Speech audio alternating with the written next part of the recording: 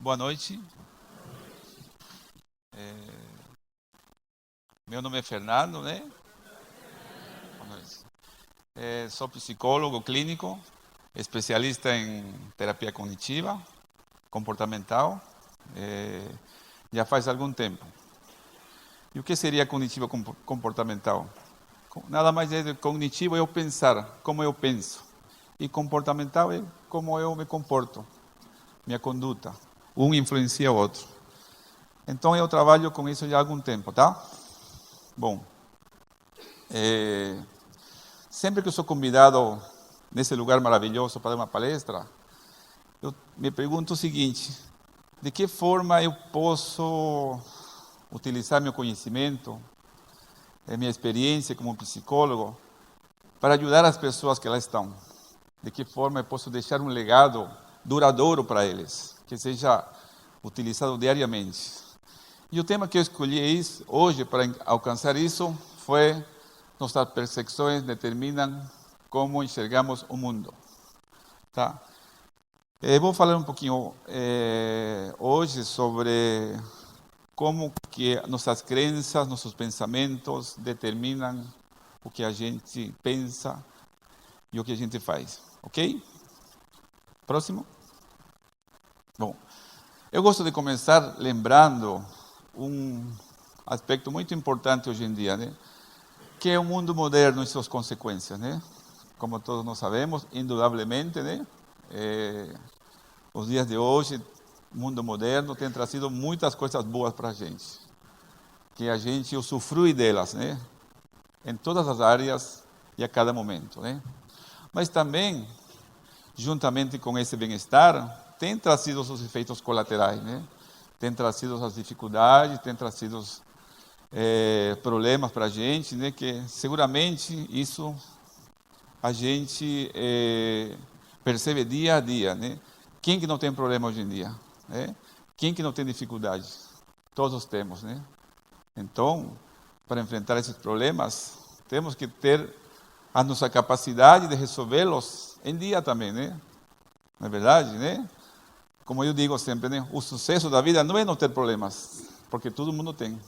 O sucesso é saber lidar com eles, saber enfrentá-los, né? E para isso temos que ter nossa capacidade sempre aperfeiçoada. Para quem não tem, temos que desenvolvê-la. E isso é possível. Vocês vão ver hoje aqui na palestra como encarar os problemas, como resolver problemas. É uma qualidade que pode ser adquirida. Não nascemos com ela, mas podemos adquiri-las ao longo da nossa vida. Ok? Aí surge algum questionamento devido a esses efeitos negativos do mundo moderno. Como estamos enfrentando esses desafios, dificuldades?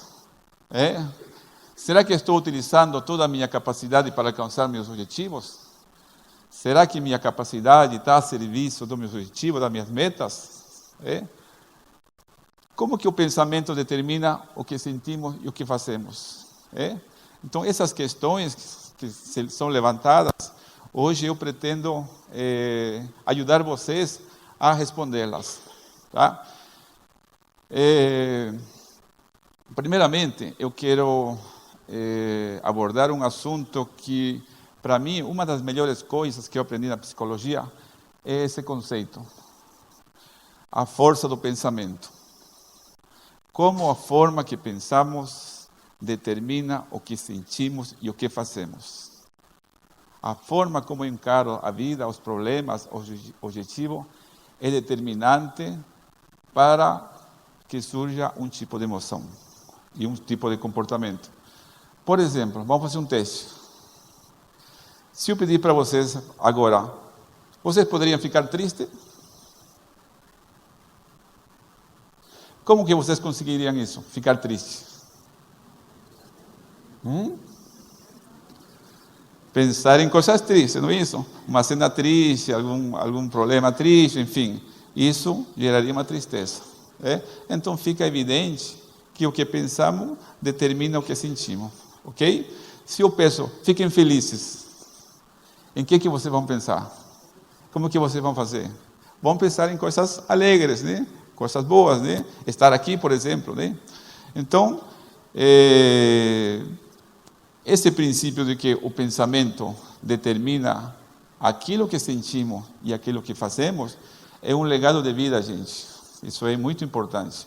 A forma como eu encaro as situações determina meu estado de humor e minha reação naquela situação. Próximo, Danilo. Ou seja, temos uma situação, dessa situação fazemos um pensamento, dependendo do que eu penso, surge um tipo de emoção e um tipo de comportamento. Ok? Então, essa seria a sequência que a teoria da terapia cognitiva, o modelo da terapia cognitiva propõe. Né? Lembrando que uma situação pode ter várias formas de ser interpretada, várias formas de pensar sobre elas. Né? Dependendo do que eu penso, vai surgir um tipo de emoção e um tipo de comportamento. Eu vou simplificar isso. Próximo, Danilo. Por exemplo, o exemplo é aleatório, viu?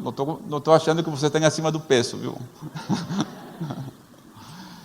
Por exemplo, se eu frente a um objetivo, por exemplo, iniciar uma dieta, eu penso assim, vai ser difícil, não vou conseguir, vai ser demorado, não vai adiantar. Como que eu vou me sentir? Vou me sentir provavelmente desanimado, né? Vou me sentir desmotivado, desanimado, sem vontade. E qual vai ser meu comportamento? Não começo a dieta. Ou adio para a semana que vem, ou para depois do carnaval, ou para depois das Olimpíadas, né? E assim vai procrastinando até que eu esqueço e deixo de lado meu objetivo. Mas o que aconteceria se, no lugar de pensar vai ser difícil, a pessoa pensasse, vai ser bom para mim, é bom para a minha saúde, vou me sentir melhor, e realmente acreditasse nisso, comprasse essa ideia, esse pensamento. Como que ela vai se sentir? Talvez motivada, talvez animada a iniciar um processo de dieta aí nesse momento, né? Iria uma nutricionista, buscaria uma dieta, né? Enfim, seria uma forma diferente de encarar. Vejam só, quando eu coloco pensamento automático, por que é automático? Porque muitas vezes a gente não percebe esse pensamento. Ele age de forma automática. E eu acredito como se fosse verdadeiro. Nunca parei para identificá-lo e muito menos para questioná-lo. A gente tem ele como se fosse verdades e eu vou acreditando nele e, dependendo do padrão, vou agindo de forma disfuncional. Ou seja, o pensamento automático é peculiar de cada pessoa. É um padrão que se estabelece, que é a forma de pensar daquela pessoa. Aquela pessoa vai processar sempre a situação voltada nesse padrão que ela cria para si. Eu vou mostrar para vocês como que na terapia cognitiva a gente agrupa esse tipo de pensamentos automáticos. Eles são agrupados e tem até nome, ou dependendo do tipo de erro que as pessoas e nós cometemos diariamente. Próximo. Por exemplo, principais erros de pensamento que a gente comete. Personalização. Considerar ser o principal responsável por eventos negativos sem considerar outros fatores. Ou seja, frente a uma situação mal sucedida, por exemplo, a pessoa pensa, sou responsável, a culpa é minha, fui eu que causou isso, e a pessoa acaba interpretando dessa forma. Coloquei alguns dos exemplos bem ilustrativos aí. Sou responsável pelo fracasso do meu time. Toda vez que vou até lá acontece algo errado. A conversa não flui porque não tenho assunto. Note que a pessoa sempre está interpretando para o lado negativo dela. O que se pode interpretar de uma pessoa que pensa assim? Seguramente ela tem uma baixa autoestima. seguramente ela tem uma crença de não ser querida, de não ser suficientemente boa. Então é por isso que a tendência dela de interpretar a situação é personalizando. Qual seria uma correção? Questionar racionalmente a situação para encontrar outros motivos para o insucesso. Ou seja, uma situação mal sucedida tem várias responsabilidades, tem vários motivos. Se a pessoa fala, sou eu responsável, e não questiona as outras responsabilidades, talvez está cometendo uma distorção de pensamento aí. Próximo. Pensamento dicotômico, ou mais conhecido como preto e branco. Julgar a situação em apenas duas categorias extremas. Por exemplo, você nunca faz nada certo. Ninguém gosta de mim. Sempre faço porcaria. Então veja que a pessoa tem esse tipo de avaliação das situações. Nunca, sempre, ninguém. Essas são formas polarizadas de julgar a situação. Ou seja, a pessoa só vê duas formas de avaliar as situações. E isso vira um padrão, gente. A pessoa vira refém desse tipo de padrão e não tem um contínuo para avaliar as situações. É o tipo de julgamento que a gente passa para os outros. Vocês escutaram alguma vez alguém falando para o filho, para alguém, você nunca faz nada certo? Você só faz coisa errada? Você sempre é irresponsável? Então, se a pessoa está utilizando um padrão, tudo ou nada, polarizado, E qual seria a correção? Seria avaliar os eventos dentro de uma linha de continuidade. Cometer um erro não é a mesma coisa que falhar completamente na situação. Ou seja, julgar a situação é dentro de um contínuo. Às vezes eu faço coisa errada, às vezes você comete falhas, às vezes eu não sou legal, nunca sou legal. Tem pessoas que não gostam de mim. É diferente falar, ninguém gosta de mim. Concorda comigo? E quando a gente começa a interpretar sobre essa ótica, sobre esse filtro, seguramente minha autoestima está baixando cada vez mais, porque eu mesmo estou me julgando negativamente. Próximo. Adivinação do futuro ou previsão do futuro. Prever negativamente o desfecho de uma situação futura. A pessoa encara a previsão como se fosse um fato. Ou seja, a pessoa prevê o futuro como se fosse uma verdade absoluta, e não apenas como uma previsão. Por exemplo, quando responder a pergunta do professor, vou errar e todos irão rir de mim. Não vou conseguir resolver tal situação. Se eu demonstrar falhas, não irão gostar de mim. Então, reparem que todos os pensamentos são voltados para o futuro. E a pessoa está fazendo uma previsão para o futuro, está adivinhando o futuro. Mas a questão é que ela toma como verdade muitas vezes isso. E seu comportamento, como vimos anteriormente, está em função desse pensamento. Nunca testa, nunca se dá a opção da dúvida, duvidar, vou ver realmente se isso vai acontecer, vou ver se aquilo que estou prevendo vai acontecer. Simplesmente acaba como tendo certeza que isso vai acontecer. Qual seria a correção disso aí?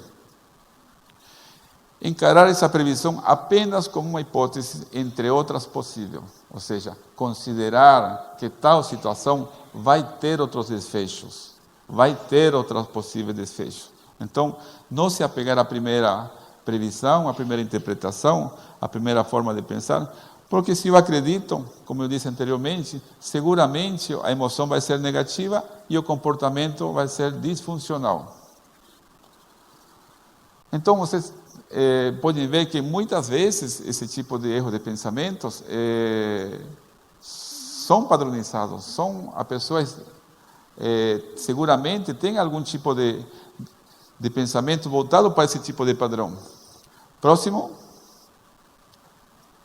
Outro. Leitura mental.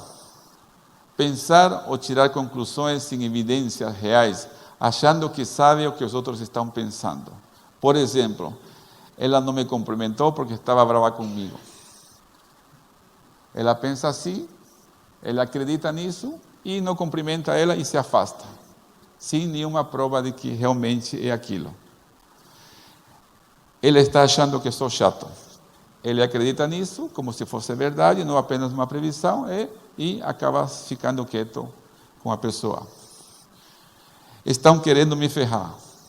Acredita nisso novamente e acaba se afastando das pessoas.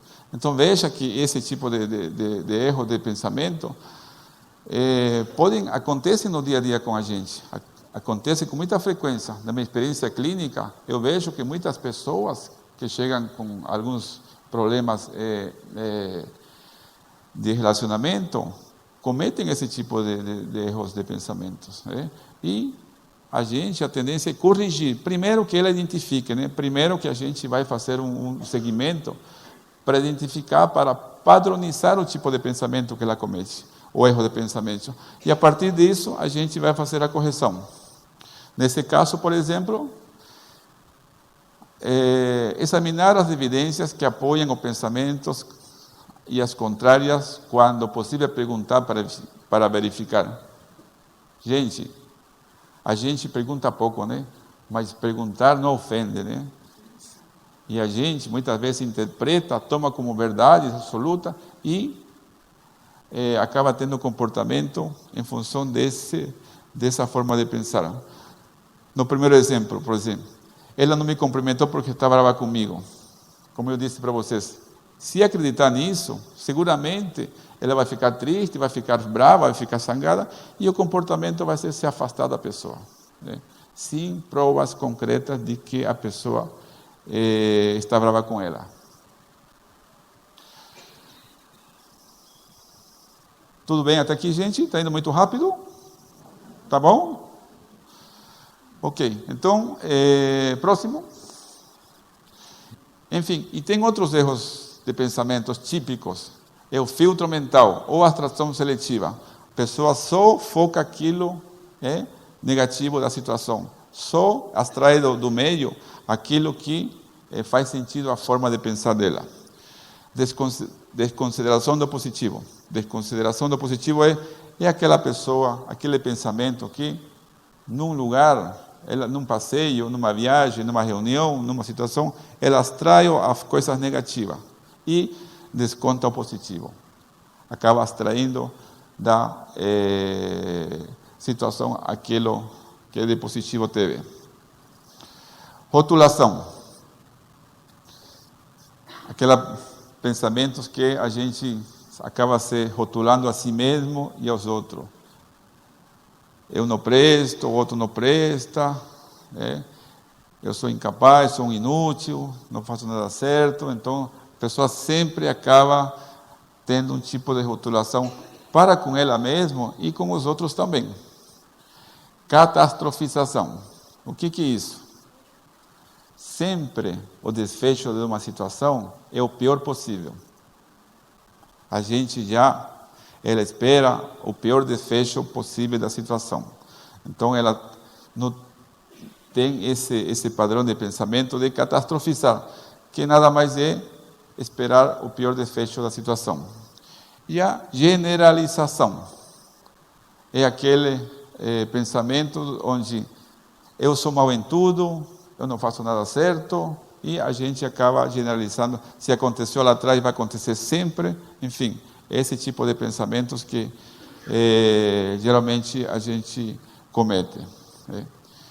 Bom, como vocês puderam ver, até aqui a gente falou de pensamentos. O que são pensamentos, como eu disse agora há pouco para vocês? São aquelas ideias, aquelas imagens, aquela voz interna que conversa comigo constantemente. Aquela voz que eu tenho, que sempre está me dizendo alguma coisa a meu respeito. Isso que é o pensamento. E pensamento, como eu disse anteriormente, são ideias apenas. Pensamento, nem tudo o que pensamos é verdade. Pensamento não é fato. Fato é uma coisa, pensar é outra. Então, gente, duvidem de seus pensamentos. Eles não são certeiros, não são verdadeiros. Muitas vezes eles se mostram distorcidos, disfuncionais, e se eu acredito como se fossem verdade, seguramente vou ter algum tipo de dificuldades. Então, o que eu quero que vocês levem para casa até aqui é que nem tudo o que eu penso é verdade. Muitas vezes nossos pensamentos se mostram disfuncionais, fora da realidade. São apenas previsões que precisam ser testadas, precisam ser questionadas. Se eu realmente penso, não vou conseguir, vamos ver mais para frente, eu vou me comportar como tal. Se eu acho que ninguém gosta de mim, eu vou fazer isso se concretizar. Então, gente, muito cuidado com como vocês pensam e a forma quanto vocês acreditam no que vocês pensam. Encarem os pensamentos apenas como previsões. São ideias que surgem na cabeça, que eu estou acostumado a fazer e a acreditar nelas. Próximo, Danilo. Bom, uma vez explicado o que é pensamento, é importante que vocês também saibam como modificar os pensamentos. Como que eu posso modificar um pensamento? O pensamento é modificável? É modificável, gente. Podemos modificar nossa forma de pensar. Podemos pensar de forma diferente. Mas do que necessita? Do que é necessário? Persistência, atenção, ficar atento a meus pensamentos, ficar atento àquela voz interna que eu tenho. Ficar atento a que eu digo para mim mesmo durante as situações. A gente muitas vezes não pensamos no que pensamos, né? Ficamos de forma automática, né? E eu vou acreditando, e se eu tiver um padrão disfuncional, um padrão daqueles erros que a gente viu agora há pouco, seguramente eu estou levando para frente um padrão de pensamento que nunca questionei e não me aproxima das minhas metas, me distancia. E eu estou perpetuando um padrão de pensamento. Então, o primeiro passo, qual que é?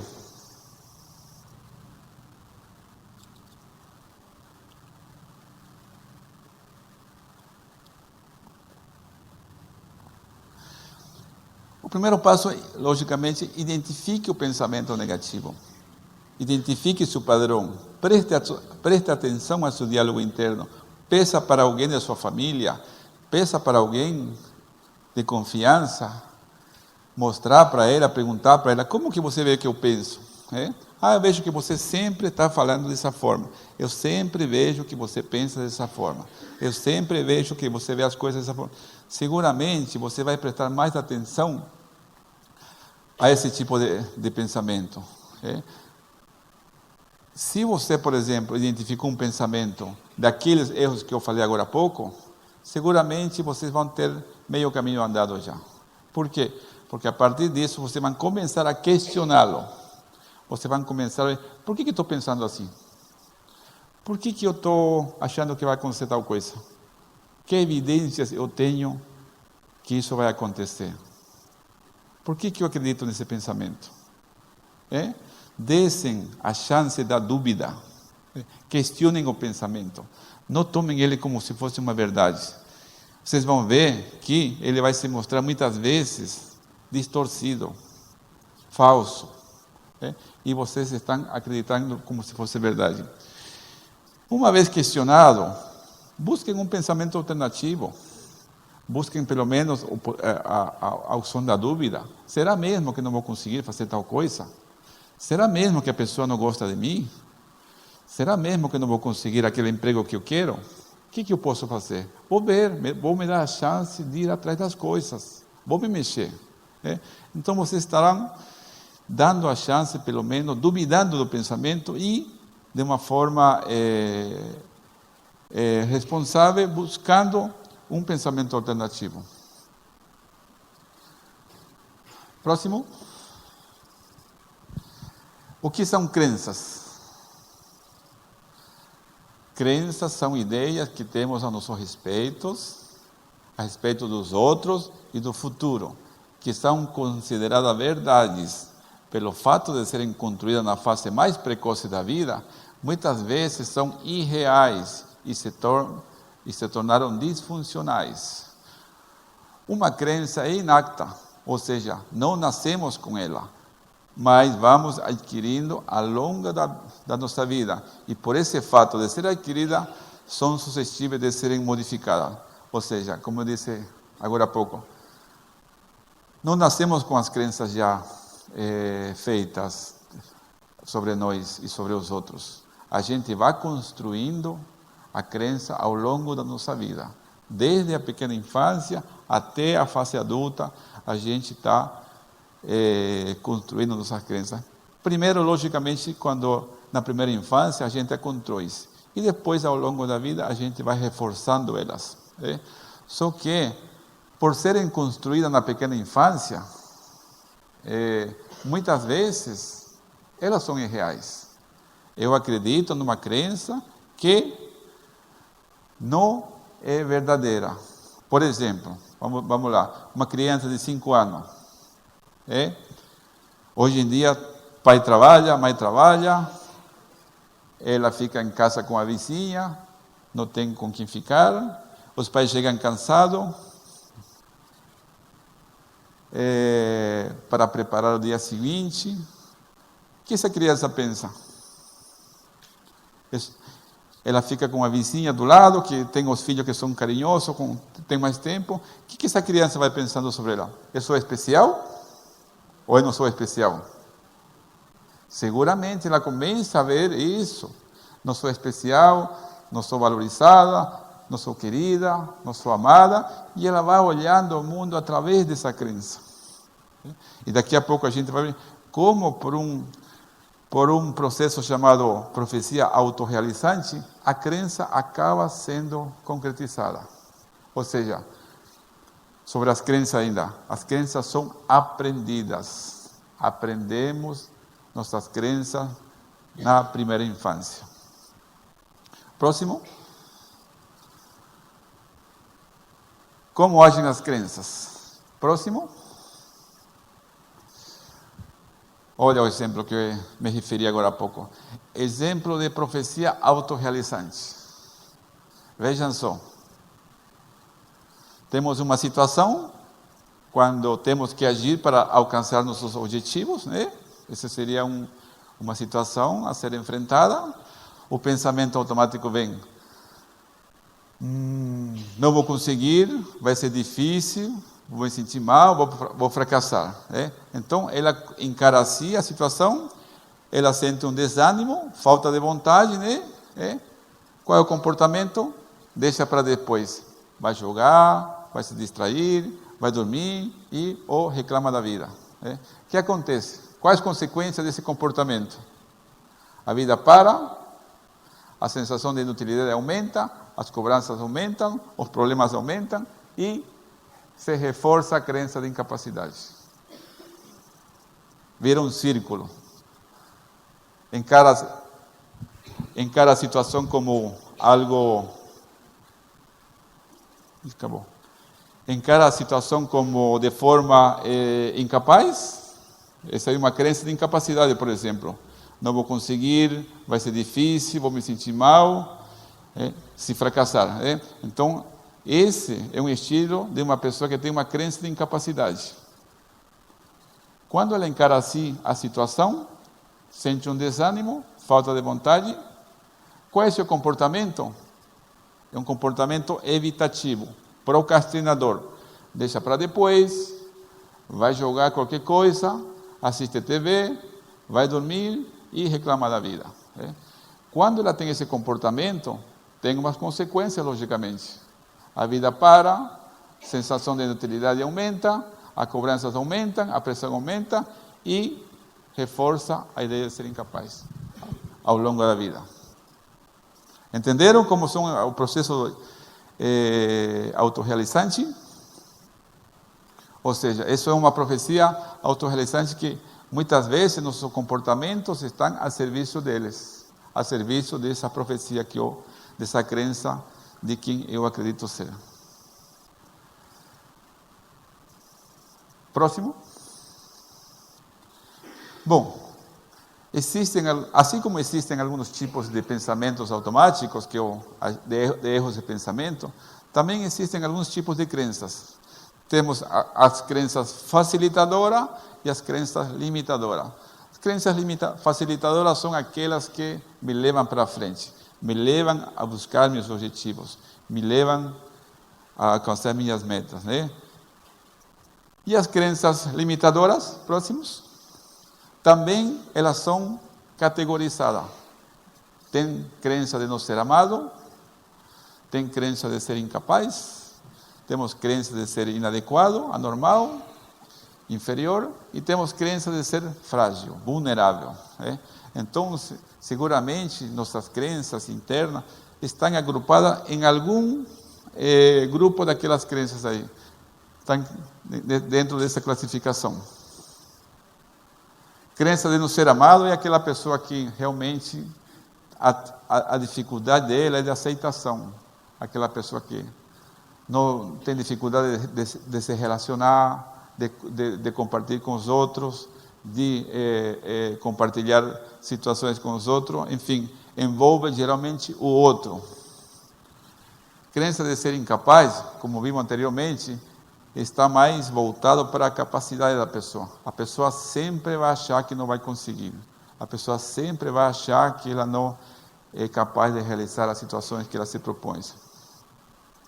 A crença de inadequação está mais voltado para aquela crença de inferioridade. Sou inadequado, sou anormal. É aquela famosa crença que nos gera vergonha, nos gera muitas vezes fobia social, problema de relacionamento, porque eu me acho inadequado ou me acho inferior e acho os outros superiores de uma certa forma.